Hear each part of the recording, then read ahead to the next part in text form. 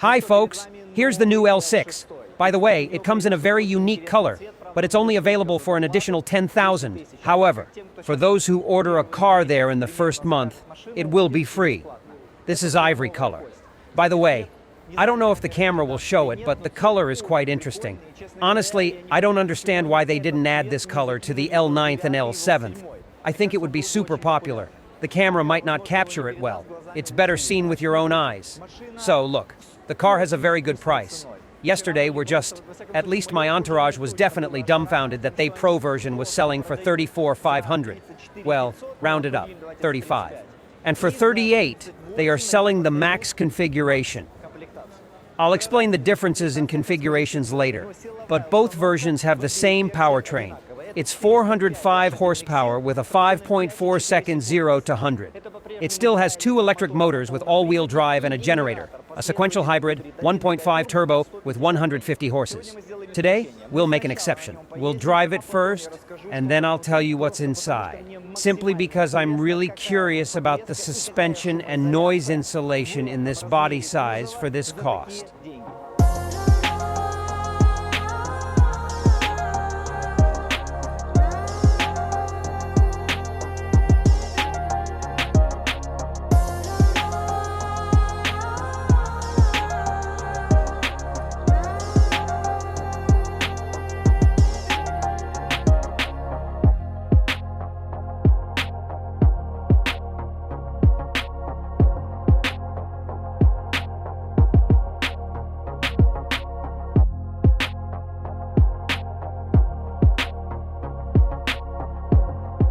Let's begin with the soundproofing. That's what amazed me the most. They had to compensate for their non-serious, what I believe to be, 405 horses in the year 2024 with something that to some is more important. It's silent here, like in a German E-Class, or pretty close to them. This is the quietest car for $35,000 I've ever come across.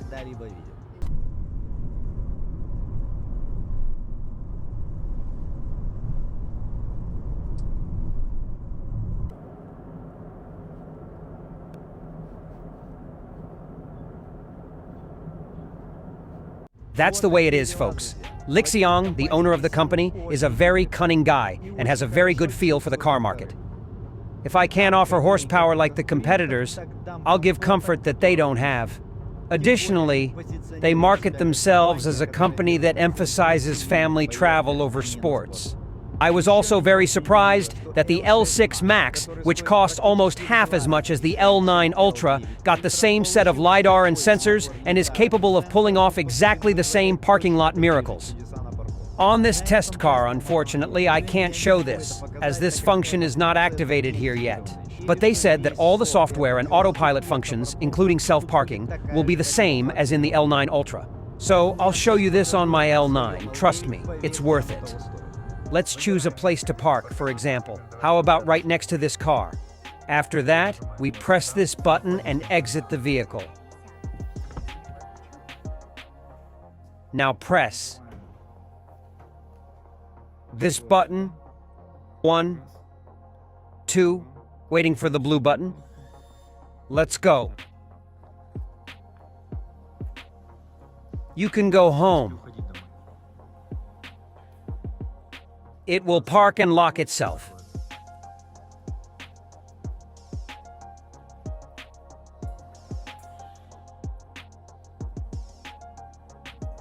Focus on parking speed, meaning speed, like a driver parks, about.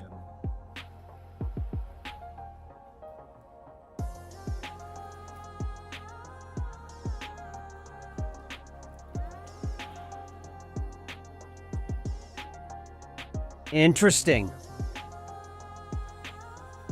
Let's take a look at the distance behind.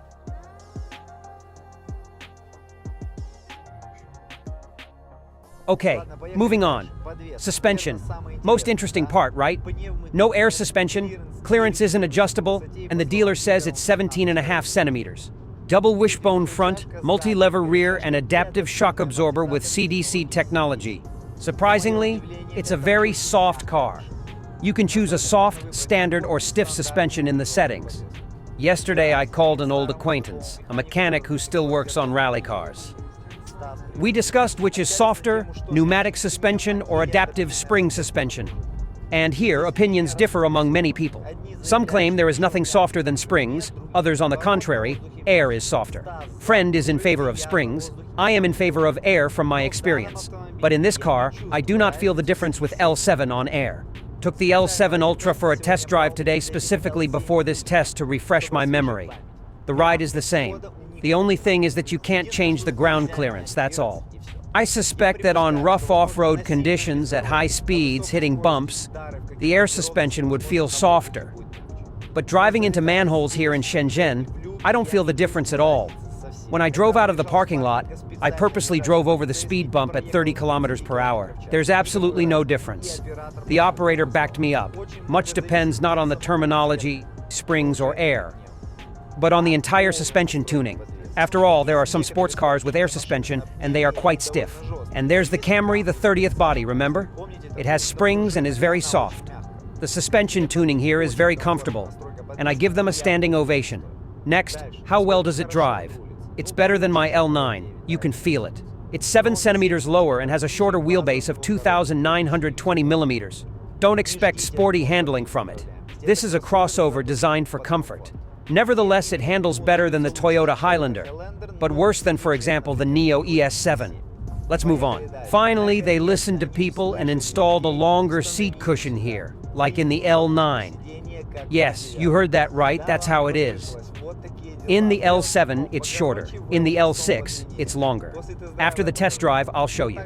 It also has a heads-up display like all L models, now with new software. You can see not only the map, but also the camera broadcast when you activate a left or right turn signal. As with any other L, I miss the power of regeneration. The battery is 36 kilowatt hours. You can't get more than that for $34,000. There's nothing to quibble about. The battery is the most expensive unit in an electric car. The weight is 2,350 kilograms. They claim a range of 215 kilometers on electric alone per the CLTC cycle. In reality, it will be about 170 in the summer in the city without sudden starts, and about 100 in very cold winter in the city and also without sudden starts. On the highway, it's definitely less. This battery is obviously not meant for highway use. You have an engine generator for the highway. The fuel tank is 60 liters with about 7 liters of consumption in summer and 10 to 11 in winter. It's interesting that it's lighter than the L7, L8, or L9, yet it has the same generator, a 1.5 turbo with 150 horsepower. That means this generator will feel more confident on the highway. 187 centimeters tall. As you can see, the length of the seat cushion is superior. I sit upright, with 4 fingers of space in front of my knees. If I recline... Okay, I lean back a bit too much. I don't usually drive like this. Now I'm properly seated. Even with some extra space.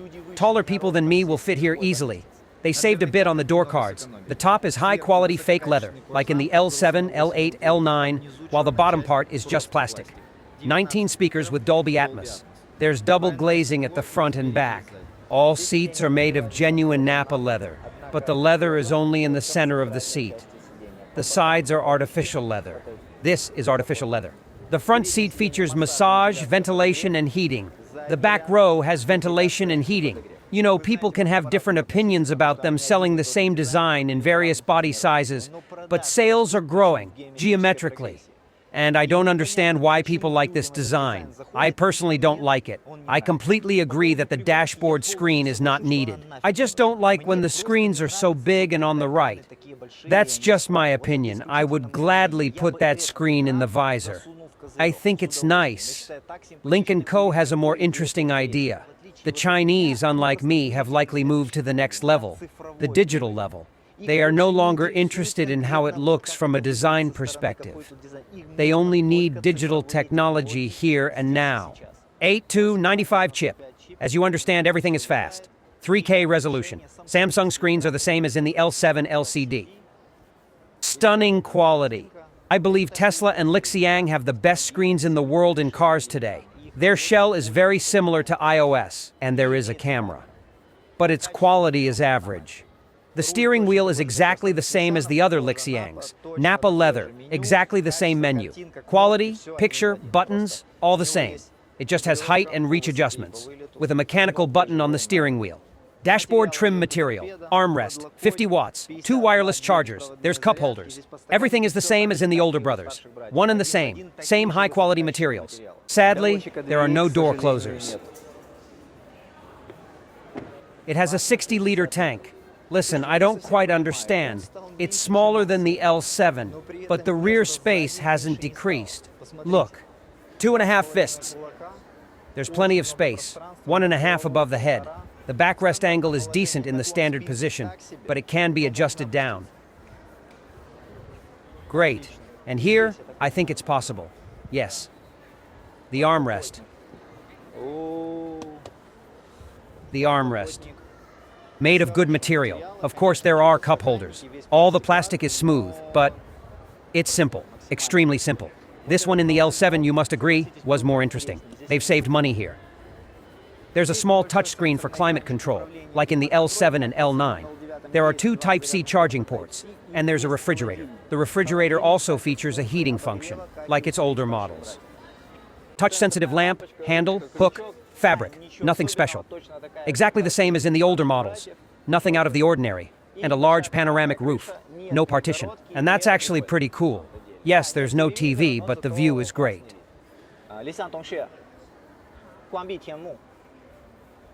And there's a large sunshade for the entire roof.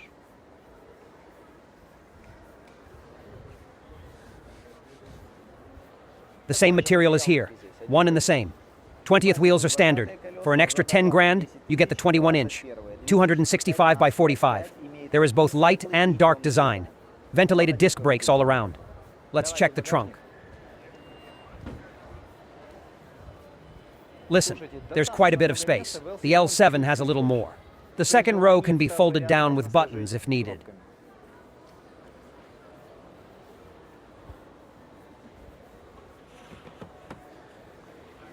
An organizer, a net, hook,